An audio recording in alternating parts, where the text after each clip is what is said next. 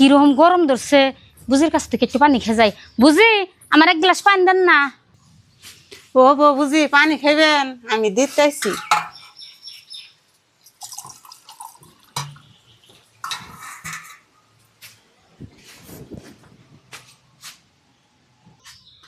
এলো কি সুন্দর আমি একটা সিরা খাই। এই সারাই তুই কার কাছে ওই নাম ছিড়তাছ? হ্যাঁ সাই তো আমার এই নতুন গাছের রাম না কই না ছিড়ছে। আমার পোলাহানে চিপ করবার আমি একটা আম কোনো সময় ছিড়াইনে দেই না। আর আমার কেমন পোলাহান না কই না মাসে গাছের আম ছিড়ে। হ্যাঁ সাই বুঝি সেদিন গাঙ্গ ময়না কিরকম সিকির পারলো, তাও একটা আম ছিড়া দেয় নাই নতুন গাছের আম দেখে। আর কোনে কোনে সেরাই এনে টপত করে গাছের আম ছিড়লো কে?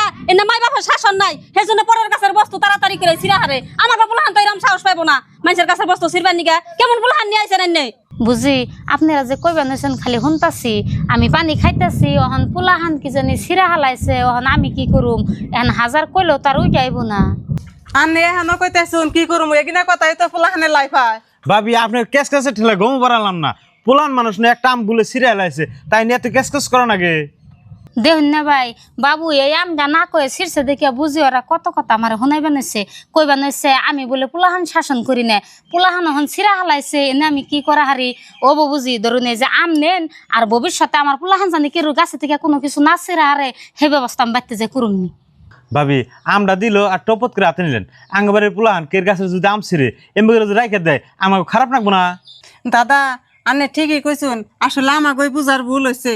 ধরো বাবু তুমি আমটা আশা করে ছিড়ছাও, তুমি খাও। বুঝি এই ধরুন গেলাস নেন। বাবু আজকে দেখো তুমি আম না কয়ে ছিল্লা দেখে আমার কত কথা হনন লাগলো। তুমি আরো জীবনে মানুষের কাছে বস্তু না কয়ে ছিড়বা নিয়ে এই কথা কইবা, তারপরে এই আম খাইবে। মা আমি না বুঝে আমরা সিরা লাইছি, তার জন্য তুমি কত কথা শুনলা। আমি আর জীবনে মানুষের কাছে বস্তু না কই ছিরুম না। ও বই এই কথা জানি মনে থাকে নজর ব্যক্তি।